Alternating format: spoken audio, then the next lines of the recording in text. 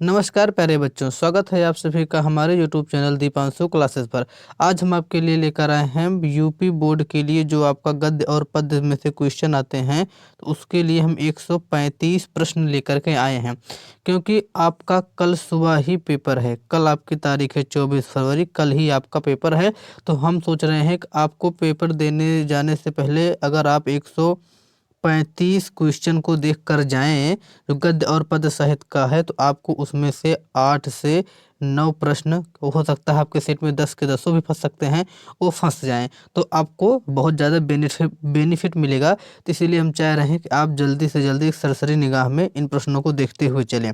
तो आज का हमारा टारगेट है 135 प्रश्न हम लेकर आए हैं। इसमें गद्य और पद्य दोनों सम्मिलित हैं, गद्य और पद्य दोनों संकलित हैं। तो चलिए शुरू करते हैं बिना देरी करते हुए, नो बकवास, डायरेक्ट अपने मुद्दे पर आते हैं।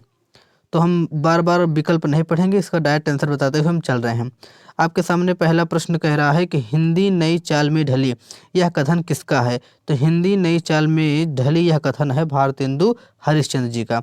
आपके सामने दूसरा प्रश्न है कि कलम का सिपाही, ये रचनाकार किसके? जो कलम का सिपाही रचना है, इसके रचनाकार कौन है? तो कलम का सिपाही के रचनाकार है अमृत राय जी। इसका ऑप्शन नंबर ख सही होगा। तो हम चलते हैं तीसरे क्वेश्चन पर। तीसरा क्वेश्चन हमारा कह रहा है निम्नलिखित में से हजारी प्रसाद द्विवेदी जी की रचना है। तो इसमें से विचार और वितर्क जो रचना है आपकी, ये हजारी प्रसाद द्विवेदी जी की रचना है।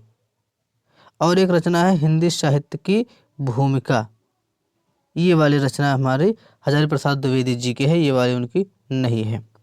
तो चलते हैं अगले प्रश्न पर। अगला प्रश्न हमारा है प्रश्नोत्तर नंबर 4। प्रश्नोत्तर नंबर 4 कह रहा है बद्री नारायण चौधरी प्रेमघन द्वारा संपादित पत्रिका कौन सी है? तो इनके द्वारा जो संपादित पत्रिका है उसका नाम है आनंद कादम्बनी। आप यहाँ पर देख सकते हैं कि कौन सा प्रश्न किस वर्ष पूछा जा रहा है। तो अगला हमारा जो प्रश्न है प्रश्नोत्तर नंबर 5। प्रश्नोत्तर नंबर 5 कह रहा है हरिशंकर परसाई की जो रचना है जैसे उनके दिन फिरे, ये किस विधा की रचना है? यहाँ पर पूछ रहा है उनकी जो रचना है जैसे उनके दिन फिरे, ये किस विधा की रचना है? तो ये हमारी कहानी विधा की रचना है। तो इसका कौन सा ऑप्शन सही हुआ? ऑप्शन नंबर ख। अगला प्रश्न हमारा है कि डिप्टी कलेक्ट्री, इसके लेखक कौन है? तो इसके लेखक हैं आपके अमरकांत जी। 7वां प्रश्न हमारा कह रहा है कि 100 अजान एक सुजान। 7वां प्रश्न हमारा है 100 अजान एक सुजान, इसके लेखक कौन है? तो इसके लेखक आपके बालकृष्ण भट्ट हैं। और ये महत्वपूर्ण है, 2022-20 में पूछा गया है। और यहाँ पर महत्वपूर्ण का आपके साथ सिंबल भी यहाँ पर दे दिया गया है। तो चलिए अगले प्रश्न के ऊपर बढ़ सकते हैं। अगला प्रश्न हमारा है भारत की एकता। अगला प्रश्न है आपकी भारत की एकता के लेखक कौन है? तो भारत की एकता के लेखक आपके वासुदेव शरण अग्रवाल जी हैं। प्रश्नोत्तर नंबर 9 के ऊपर बढ़ चलते हैं। प्रश्नोत्तर नंबर 9 है हजारी प्रसाद द्विवेदी जी के द्वारा साहित्य सहचर जो रचना है, ये किस विधा की रचना है? तो ये आलोचना विधा की रचना है। अगला प्रश्न हमारा है 10वां नंबर प्रश्न है कि जैसे उनके दिन फिरे, निम्नलिखित में से किसकी कहानी संग्रह है? तो ऊपर ही आपका आया था, यह हरिशंकर परसाई जी की कहानी है। अगला हमारा है प्रश्नोत्तर नंबर 11। प्रश्नोत्तर नंबर 11 कह रहा है कि निम्नलिखित में से हजारी प्रसाद द्विवेदी जी की रचना है। इसमें से कह रहा है कि कौन सी रचना है जो हजारी प्रसाद द्विवेदी जी का है? तो इसमें से ये रचना है कल्पलता। कल्पलता हजारी प्रसाद द्विवेदी जी की रचना है। प्रश्नोत्तर नंबर 12 के ऊपर आते हैं। प्रश्नोत्तर नंबर 12 है कला और संस्कृति। कला और संस्कृति के लेखक कौन हैं? तो कला और संस्कृति जो रचना है इसके लेखक आपके हैं क्या बोलते हैं इनको, डॉक्टर वासुदेव शरण अग्रवाल जी हैं। कला और संस्कृति, कला और संस्कृति डॉक्टर वासुदेव शरण अग्रवाल जी की रचना है। अगला हमारा है प्रश्नोत्तर नंबर 13। प्रश्नोत्तर नंबर 13 कह रहा है कि कन्हैयालाल मिश्र प्रभाकर की रचना है। इसमें से कौन सी रचना है जो कन्हैयालाल मिश्र प्रभाकर जी की है? तो महके आंगन चहके द्वार। ऑप्शन नंबर जो ग वाला है यही इसका राइट आंसर है कि महके आंगन चहके द्वार। महके आंगन चहके द्वार ये रचना किसकी है? ये रचना आपकी कन्हैयालाल मिश्र प्रभाकर जी की है। अगला प्रश्न है प्रश्नोत्तर नंबर 14-15, इसमें कट गया है, टाइप नहीं हो पाया है, तो उसके लिए क्षमा चाहते हैं। चलिए 16वें नंबर पर देखते हैं। 16वां प्रश्न हमारा है कि आरोहण प्रमुख स्वामी जी के साथ मेरा आध्यात्मिक सफर, यह जो पुस्तक है इसके लेखक कौन है? तो इसके लेखक हैं डॉक्टर APJ अब्दुल कलाम साहब। तो इसका राइट आंसर कौन सा होगा? ऑप्शन नंबर ख। अगला प्रश्न हमारा सामने है कि क्या भूलूं क्या याद करूं। क्या भूलूं क्या याद करूं, ये किस विधा की रचना है? तो क्या भूलूं क्या याद करूं आत्मकथा विधा की रचना है। इसके लेखक हैं हरिवंश राय बच्चन जी, हरिवंश राय बच्चन जी की ये रचना है। प्रश्न उत्तर नंबर 18 के ऊपर बढ़ते हैं। तो निम्नलिखित में से उपन्यास की रचना हरिशंकर परसाई द्वारा की गई थी। तो यानी कौन सा उपन्यास है जिसकी रचना हरिशंकर परसाई जी के द्वारा की गई थी? तो वह है रानी नागफनी की कहानी। यहाँ से एक प्रश्न आपको बता देते हैं, अगर मान लीजिए आ जाए कि एक तो है रानी नागफनी की कहानी और एक है रानी केतकी की कहानी। अगर आ जाए रानी केतकी की कहानी तो उसके लेखक है मुंशी इंसाअल्लाह खां। लेकिन अगर आ जाए रानी नागफनी की कहानी तो उसके लेखक कौन है आपके? तो हरिशंकर परसाई जी हैं और यह उपन्यास विधा की रचना है। अगले चलते हैं। तो अगला हमारा है क्वेश्चन नंबर 19 है कुटज। यह जो निबंध है ये किसका है? तो कुटज निबंध हमारा हजारी प्रसाद द्विवेदी जी का है। सरदार पूर्ण सिंह किस युग के लेखक हैं? तो ये द्विवेदी युग के लेखक हैं। प्रश्नोत्तर नंबर 21 है समालोचक के संपादक थे कौन? तो समालोचक के संपादक चंद्रधर शर्मा गुलेरी जी हैं। प्रश्नोत्तर नंबर 22 के ऊपर बढ़ चलते हैं। प्रश्नोत्तर नंबर 22 कह रहा है कि हिंदी का प्रथम उपन्यास कौन सा है? तो सबको पता है हिंदी का प्रथम उपन्यास परीक्षा गुरु है। इसके लेखक आपके लाला श्री निवास दास जी हैं, लाला श्री निवास दास जी हैं। दीप जले शंख बजे, अगली रचना है दीप जले शंख बजे। यह किस विधा की रचना है? तो यह संस्मरण विधा की रचना है और कन्हैया लाल मिश्र प्रभाकर जी की रचना है। आवारा मसीहा के लेखक कौन है? तो आवारा मसीहा के लेखक विष्णु प्रभाकर हैं। आवारा मसीहा जीवनी विधा की रचना है और आवारा मसीहा जीवनी किसके ऊपर लिखी गई थी? तो वह शरद चंद्र के ऊपर लिखी गई थी। अगला प्रश्न आपका है संयोगिता स्वयंवर संयोगिता स्वयंवर किसकी रचना है? तो संयोगिता स्वयंवर लाला श्री निवास दास जी की रचना है।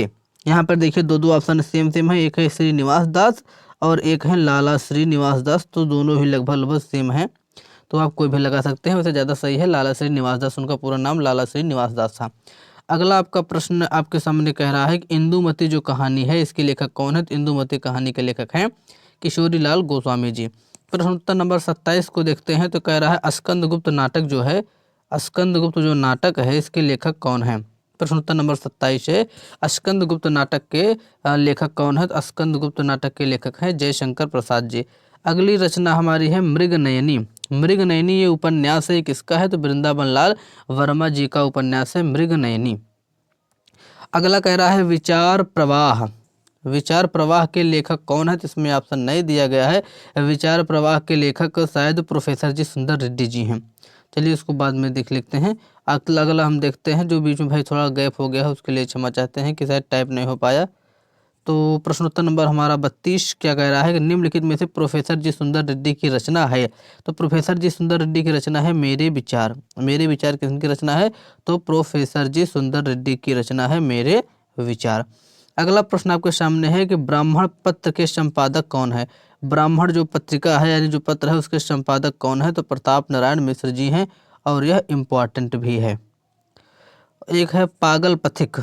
पागल पथिक प्रश्नोत्तर नंबर 34 है। पागल पथिक ये जो रचना है ये किस विधा की रचना है? पागल पथिक किस विधा की रचना है? तो यह एक गद्य गीत है।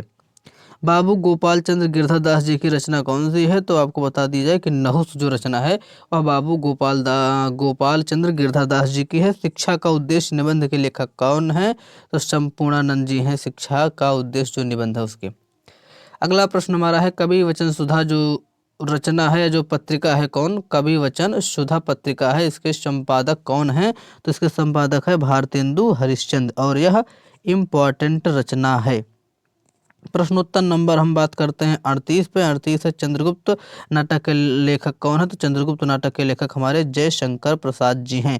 इसका राइट आंसर है ऑप्शन नंबर का जयशंकर प्रसाद। ये देखिए हमारे पास आ ही गया वो जो प्रश्न हमने ऊपर बताया आपको कि रानी केतकी की कहानी के लेखक कौन है? तो मुंशी इंशाअल्लाह खां जी हैं। प्रश्नोत्तर नंबर 40 है कि बाल मुकुंद गुप्त किस युग के कवि हैं? तो बाल मुकुंद गुप्त जो हैं वो हमारे भारतेंदु युग के कवि हैं। बाल मुकुंद गुप्त भारतेंदु युग के कवि हैं। ऑप्शन नंबर का इसका सही हो जाएगा। अगला प्रश्न है निम्नलिखित में से हजारी प्रसाद द्विवेदी जी की रचना नहीं है। ध्यान दीजिएगा उसमें पूछ रहा है नहीं है, तो इसमें से कौन रचना इनकी नहीं है? तो बिल्लेश्वर बकरिया इनकी रचना नहीं है। ये हिंदी साहित्य की भूमिका, विचार वितर्क और साहित्य का मर्म तीनों रचनाएं हजारी प्रसाद द्विवेदी जी के हैं। श्रृंगार रस मंडल ये रचना पूछ रहा है श्रृंगार रस मंडल के रचनाकार कौन है?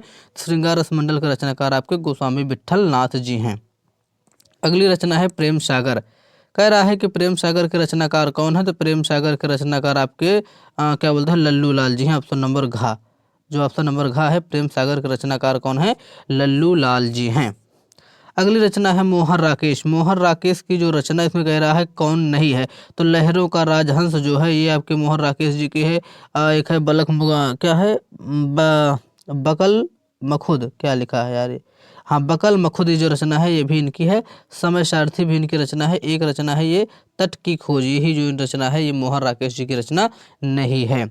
ये जो बकल मुखुद है ये भी इनकी है, बट जो ये तट की खोज है इनकी रचना नहीं है। क्वेश्चन नंबर हम आ जाते हैं 47 पर, जो बीच में गैप हो रहा है उसके लिए हम क्षमा चाहते हैं। शांति निकेतन में हिंदी के अध्यक्ष कौन रहे, तो शांति निकेतन में हिंदी के अध्यक्ष रहे हजारी प्रसाद द्विवेदी जी। गद्य विधा की कितनी संख्याएं होती हैं, तो गद्य विधा में 15 संख्याएं होती हैं। ऑप्शन नंबर घ इसका राइट आंसर है। चलते हैं अगले प्रश्न पर। अगला प्रश्न है प्रश्नोत्तर नंबर 49 कह रहा है कि पंदहा आजमगढ़ में किनका जन्म हुआ था, तो राहुल सांकृत्यायन जी का जन्म हुआ था। इसका ऑप्शन नंबर घ सही हो जाएगा। चंद्रकांता संतति के रचना कौन है, तो चंद्रकांता संतति के जो चंद्रकांता संतति है ये किस युग की रचना है, तो यह हमारे द्विवेदी युग की रचना है। इसके लेखक कौन है, इसके लेखक आपके देवकी नंदन खत्री जी हैं। प्रश्नोत्तर नंबर 51 क्या कह रहा है कि राहुल सांकृत्यायन का वास्तविक नाम क्या है, तो राहुल सांकृत्यायन का वास्तविक नाम है केदारनाथ पांडे। दौलतपुर रायबरेली में किनका जन्म हुआ था, तो आचार्य महावीर प्रसाद द्विवेदी जी का जन्म हुआ था।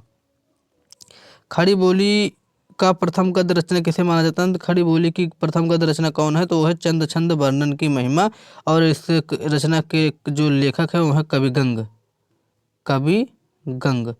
कवि गंग ने लिखा है चंद छंद वर्णन की महिमा, जो कि खड़ी बोली प्रथम गद्य रचना मानी जाती है। अगला है मानव धर्मसार के लेखक कौन हैं, तो इसके लेखक है राजा शिव प्रसाद सितारे हिंद।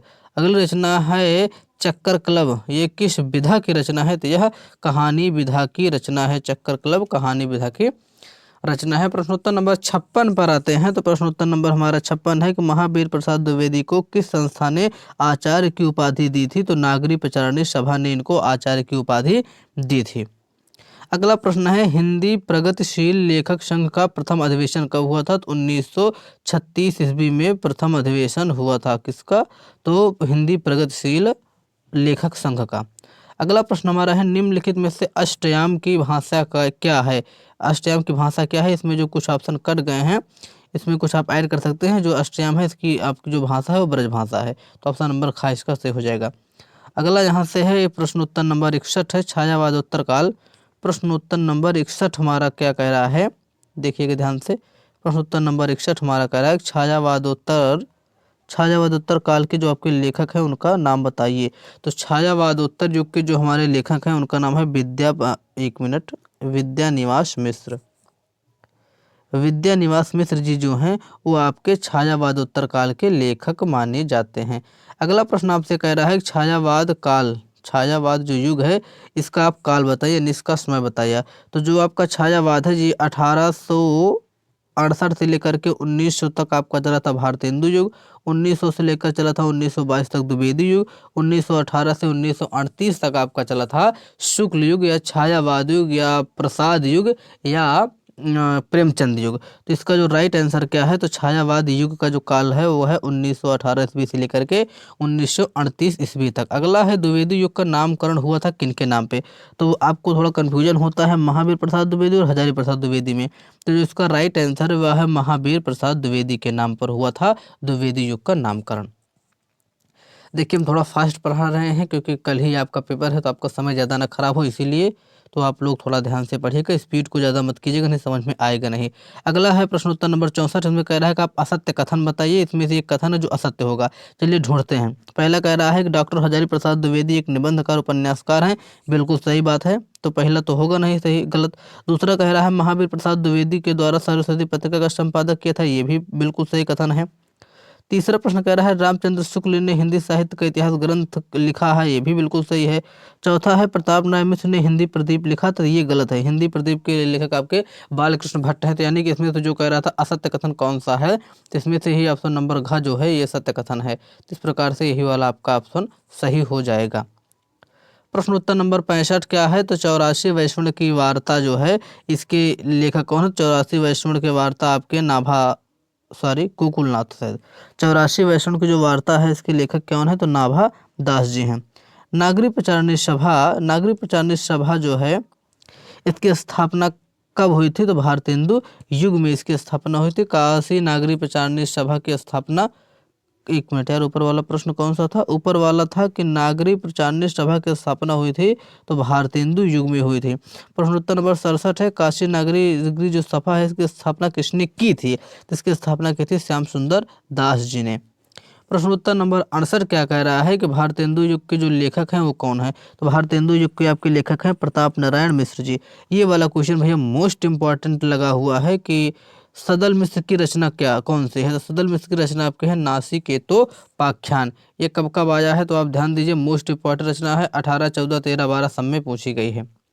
प्रश्न उत्तर नंबर 70 पर आ जाते हैं। 70 हमारा प्रश्न है, भारतेंदु युग के लेखक हैं, तो भारतेंदु युग के आपके लेखक हैं बालकृष्ण भट्ट। अगला है प्रश्न उत्तर नंबर 71, कह रहा है कि हिंदी साहित्य में आधुनिक काल को गद्य काल की संज्ञा किसने दी? तो आचार्य रामचंद्र शुक्ल जी ने ही आधुनिक काल को गद्य काल कहा था। भाग्य और पुरुषार्थ, ये जो रचना है इंपॉर्टेंट रचना है, और ये इसके लेखक कौन है? तो जैनेन्द्र कुमार जी इसके लेखक हैं। अगला है सरदार पूर्ण सिंह किस युग के हैं? तो सरदार पूर्ण सिंह जो आपके हैं ये द्विवेदी युग के हैं। यहाँ पे ग वाले ऑप्शन में लिखा था द्विवेदी, वो कट गया है, तो द्विवेदी युग के हैं सरदार पूर्ण सिंह। और उसके बाद 74, 75 मिसप्रिंट है, कटा तो को जाने दीजिए। 76 पे आते हैं। 76वां हमारा है, भारतेंदु युग के पूर्व गद्य लेखक, एक लिखा भारतेंदु युग से पूर्व जो गद्य के लेखक हैं वो कौन है? तो मुंशी सदासुख लाल ही इसमें ऑप्शन में है, क्योंकि 4 हैं इससे पूर्व के। मुंशी सदासुख लाल हैं, सुखसागर हैं, नासिकेतोपाख्यान के हैं जो रचना, और ये क्या बोलते हैं मुंशी इंशाअल्लाह खां जी हैं। यही 4 लोग हैं जो क्या बोलते हैं भारतेंदु युग से पहले के हैं। तो इसमें से ऑप्शन वाले में कौन है? तो मुंशी सदा सुखलाल। इसका राइट आंसर क्या हो जाएगा? मुंशी सदा सुखलाल, ऑप्शन नंबर का। प्रारंभिक गद्य लेखकों में जो 2 राजा थे उनमें से नाम बताइए। तो एक है राजा शिव प्रसाद सितारे हिंद, दूसरे हैं राजा लक्ष्मण सिंह। तो उसमें से केवल इनका नाम आया है, तो राजा शिव प्रसाद सितारे हिंद इसका राइट हो जाएगा। 78वां क्वेश्चन आपका कह रहा है सुख सागर के लेखक कौन है? तो सुख सागर के लेखक आपके क्या बोलते हैं इनको, ये सदा सुखलाल, मुंशी सदा सुखलाल जी हैं। अगला है भारतेंदु हरिश्चंद्र जी को, मतलब हरिश्चंद्र जी को भारतेंदु की पदवी कब मिली थी? तो 1880 में मिली थी। राजा शिव प्रसाद सितारे हिंद किस युग के हैं? तो भारतेंदु के पूर्व वाले हैं। अष्टयाम के रचयिता कौन है? तो अष्टयाम के रचयिता नाभा दास जी हैं, यहाँ पर लिखा गया है। अष्टयाम का रचयिता कौन है? नाभा दास है। ऊपर शायद एक प्रश्न कोई छूटा था, वो शायद मुझसे गलत हो गया क्या? 1 मिनट देख के बता रहे हैं अभी आपको हम। ये 84 वैष्णव की वार्ता के लेखक कौन है? तो गोकुलनाथ जी हैं। यहाँ पर हम आपको शायद बता दिए थे नाभादास, ये गलत है, अभी ध्यान आया हमको जब भी उसको पढ़ा है। तो गोकुलनाथ, क्लियर। चलिए, सुख सागर हो गया, शिव प्रसाद सितारे अष्टयाम हो गया। हाँ, अगला प्रश्न है प्रश्न उत्तर नंबर 82 कि फोर्ट विलियम कॉलेज कहाँ स्थित है? तो ये आपका कलकत्ता में स्थित है, जिसे हम कोलकाता भी कहते हैं, कोलकाता। ठीक है। महावीर प्रसाद द्विवेदी जी के द्वारा जो संपादित पत्रिका है उसका क्या नाम है? सरस्वती। अगर पूछ लेता है यहीं पर कि भारतेंदु हरिश्चंद्र का, कवि वचन सुधा। गोरा बादल जो कथा इसके लेखक कौन है? तो जटमल जी इसके लेखक हैं। हरिशंकर परसाई जी की जो लेखन शैली है उसकी विशेषता क्या है? उसमें व्यंग्यात्मकता कूट कूट के भरी थी। तो यहाँ तक गद्य वाला था। अब हम बात करते हैं अपने हिंदी पद्य साहित्य के इतिहास से, जो महत्वपूर्ण प्रश्न है हिंदी पद्य साहित्य के इतिहास से, जो हमारे पास महत्वपूर्ण प्रश्न हमने उठाए हैं। तो पहला आपका इसमें से प्रश्न कर रहा है निम्नलिखित में से छायावाद के कवि हैं कौन है? इसमें से छायावाद के कवि, तो ये जो परमानंद दास हैं, चतुर्भुज दास है, सूरदास है, ये सब भक्ति काल के हैं। तो बच्चे कौन? तो बच्चे आपके मुकुटधर पांडित, यही आपके छायावाद युग के कवि हुए। प्रश्नोत्तर नंबर 2 देखते हैं। प्रश्नोत्तर नंबर 2 है निम्नलिखित में से कौन सा छायावाद युग का कवि नहीं है? तो सूर्यकांत त्रिपाठी निराला, महादेवी वर्मा, जयशंकर प्रसाद, ये तीनों आपके छायावाद के हैं। तो यही अज्ञेय जी नहीं है, ये प्रयोगवाद के हैं। ध्यान दीजिएगा, तो ये लोग अभी हाल ही में आए हैं, 2023 में पूछे गए हैं, पिछले वर्ष ये लोग मतलब ये प्रश्न पूछे गए हैं, तो आप इनको ध्यान में रखिएगा। अगला है प्रश्न उत्तर नंबर 3, कह रहा है कि रश्मि रथी किस कोटि की रचना है? तो रश्मि रथी आपका खंड काव्य है। बादल को घिरते देखा, यह बाबा नागार्जुन जी की रचना है। देख लीजिए ये सब कितने पहले, मतलब ज़्यादा दिन पहले के नहीं है, एक ही साल पहले के 2023 में बार बार परीक्षाएं पूछी गई थी। तो आप इन सभी को कायदे में अपने दिमाग में रखिएगा भैया। उसके बाद है प्रिय प्रवास के रचयिता कौन है, ये 2023 में आया था। तो प्रिय प्रवास के रचयिता आपका अयोध्या सिंह उपाध्याय हरि अवध जी हैं। ये सब 2023 की रचना है। बिहारी की रचनाओं में कौन सा छंद होता है, दोहा छंद होता है। बार बार देख लीजिएगा, ये सब आने की संभावनाएं फुल हैं क्योंकि ये पिछले साल ही आए हैं, 2023 ही के रिपीटेड क्वेश्चन है ये। अगला है छायावाद को स्थूल के प्रति, 1 मिनट, छायावाद को स्थूल के प्रति सूक्ष्म विद्रोह यह किसने कहा था, तो यह कहा था आपके डॉक्टर नगेंद्र जी। देख लीजिए, यहाँ से कथन भी पूछ लिया जा रहा है, इतनी डीपली में थोड़ा थोड़ा पूछने लगे हैं, तो आप लोग ध्यान से इसको देखिए कि स्थूल के प्रति सूक्ष्म का विद्रोह छायावाद को कहा था डॉक्टर नगेंद्र जी ने। तो इसका कौन सा ऑप्शन सही हो जाएगा, डॉक्टर नगेंद्र, यानी कि ऑप्शन नंबर घ इसका राइट आंसर हो जाएगा। अगला आपका है छायावाद की जो प्रमुख विशेषता है वो क्या है, तो छायावाद की प्रमुख विशेषता थी सौंदर्य एवं प्रेम, ये इसकी प्रमुख विशेषता थी। तो इसका ऑप्शन नंबर ख इसका राइट हो जाएगा, छायावाद की जो विशेषता थी। अगला है हिंदी का जो प्रथम महाकाव्य है वो कौन सा है, वो पृथ्वीराज रासो है, जिसके लेखक आपके कौन है, चंद्रवरदाई हैं, चंद्रवरदाई हैं। ठीक है भैया। अगला है मैथिली शरणगुप्त जी की काव्य कृति कौन सी है, तो त्रिपथगा इनकी काव्य कृति है। ग्राम्य, लहर, प्रेमाम्भु प्रवाह ये सब नहीं है। ग्राम्य और लहर तो हमारी इनकी है, क्या बोलते हैं, जयशंकर जी की। ग्राम्य हमारी है पंत जी की। तो ये जो त्रिपथगा रचना है ये मैथिली शरणगुप्त जी की रचना है। अगला है रामचरितमानस की रचना किस भाषा में हुई थी, तो भैया बच्चा बच्चा जानता है, अवधी भाषा में इसकी रचना हुई थी और ये 2024 में पूछा गया था, जस्ट पिछले साल पूछा गया था। सोचिए कितने अच्छे अच्छे प्रश्न पूछे हैं, कितने सरल पूछे गए हैं। भारतेंदु हरिश्चंद्र जी द्वारा प्रकाशित पत्रिका कौन सी है, तो कवि वचन सुधा है, 2020 में आया था। लिखा गया है सुमित्रा नंदन पद सुकुमार हैं किसके, तो प्रकृति के, इसमें ऑप्शन मिट गया है, वो प्रकृति के सुकुमार कवि हैं। ठीक है। अगली रचना है विनय पत्रिका किस काल की रचना है, तो विनय पत्रिका के लेखक हैं तुलसीदास। तुलसीदास हैं भक्ति काल के, तो ऑप्शन नंबर खा, यानी कि भक्ति काल की रचना है। विनय पत्रिका किसकी रचना है, तो विनय पत्रिका आपकी तुलसीदास जी की रचना है, तुलसीदास की। क्लियर। अगला आपका है अष्टछाप के कवि नहीं हैं, तो अष्टछाप के जो कवि हैं वो ईश्वर दास नहीं हैं, परमानंद दास, गोविंद दास और नंद दास, ये तीनों हैं। अगला प्रश्न हमारा है कि निम्नलिखित में से कौन मैथिली शरण गुप्त की रचना है, यानी कौन सी रचना है जो मैथिली शरण गुप्त की है, तो ये रचना है अनघ, यही मैथिली शरण गुप्त जी की है। युगवाणी आपकी पंत की है, आंगन के पार दौरज्ञ जी की है, परशुराम की प्रतीक्षा दिनकर साहब की है। अगला प्रश्न कह रहा है कि सुमित्रा नंदन पंत को चितंबरा कृति पर कौन सा पुरस्कार मिला था, तो भारतीय ज्ञानपीठ पुरस्कार इनको मिला था, 2024 में प्रश्न आया है, वेरी इंपॉर्टेंट ये है। निम्नलिखित में से जयशंकर प्रसाद जी की काव्य कृति है, तो चित्रधार इनकी रचना है। परमाल रासो जो रचना है किस काल की है, तो आदि काल की है। परमाल रासो के रचयिता कौन है, तो जगनिक हैं, जगनिक। परमाल रासो का दूसरा नाम क्या है, तो आल्हा खंड है। कौन सी रचना रामधारी सिंह दिनकर जी की नहीं है, तो इसमें से ये रचना चित्रधार इनकी नहीं है, चित्रधार आपकी जयशंकर जी की रचना है। तो देखिए एक से एक में दो दो तीन तीन रिलेट करते हुए हम चल रहे हैं। अगली रचना है यामा। यामा रचना किसकी है, 2019 में पूछा गया था। तो यामा जो रचना है ये महादेवी वर्मा जी की रचना है। प्रश्न उत्तर नंबर 23 है हिंदी साहित्य के आदि काल के लिए चारण काल किसने नाम दिया था, तो डॉक्टर राम कुमार वर्मा ने इसको चारण काल या संधि काल का नाम दिया था। अगला है कि किस कवि को ज्ञानपीठ पुरस्कार नहीं मिला था, तो वह जयशंकर प्रसाद जी, जिनको ज्ञानपीठ पुरस्कार नहीं मिला था और इन तीनों व्यक्तियों को मिला था। सुमित्रा नंदन पंत जी की रचना नहीं है, तो इसमें से जो रचना है पल्लव, वीणा, लोकायतन तीनों है, रसवंती इनकी रचना नहीं है। पहला तार सप्तक कब प्रकाशित हुआ था, तो 1943 में पहला तार सप्तक प्रकाशित हुआ था। अगला प्रश्न कह रहा है निम्नलिखित में से प्रेमाश्रय शाखा के कवि नहीं हैं, तो इसमें से भैया कौन है जो प्रेमाश्रय शाखा के कवि नहीं हैं, जायसी, देखिए जायसी, कुतुबन, मंझन, ये तीनों प्रेमाश्रय हैं। जो नंददास हैं वो क्या है, भक्ति काल के हैं, तो यही वाला ऑप्शन हो जाएगा सही। तो इसका जो राइट आंसर है वो क्या हो जाएगा, ऑप्शन नंबर ग नंददास। जो अगला हमारा प्रश्न है कि प्रश्न उत्तर नंबर 28 छायावाद की रचना नहीं है, तो इसमें से जो ये आपकी साकेत रचना है, ये छायावाद युग की रचना नहीं है, क्योंकि कामायनी प्रसाद जी की है, छायावाद की है। सरोज स्मृति निराला जी की है, ये भी छायावाद की है। नौका विहार पंत जी की है, तो ये भी आपकी छायावाद की है। जो साकेत है ये हमारी मैथिली शरण गुप्त जी की है, और जो कि द्विवेदी युग के हैं, इसीलिए जो साकेत रचना है यह छायावाद युग की रचना नहीं हुई। इसका जो राइट आंसर है ऑप्शन नंबर ख, साकेत। 2024 में प्रश्न आया था। देखिए कितना घुमा के प्रश्न को पूछ रहे हैं, तो आप लोग इतना ध्यान दीजिएगा, दिमाग में स्पष्ट बैठा लीजिएगा। अगला हमारा प्रश्न है, हरी घास पर क्षण भर। हरी घास पर क्षण भर ये जो रचना है ये आपकी अज्ञेय जी की रचना है। सच्चिदानंद हीरानंद वात्स्यायन अज्ञेय जी की 22 और 19 में पूछी गई थी। अगला यहाँ पर है, निम्नलिखित में से प्रयोगवाद कवि कौन है, यानी प्रयोगवाद के कवि कौन है, तो एकदम जग जाहिर है भैया, अपने अज्ञेय जी। अज्ञेय जी क्या है, प्रयोगवाद के कवि हैं।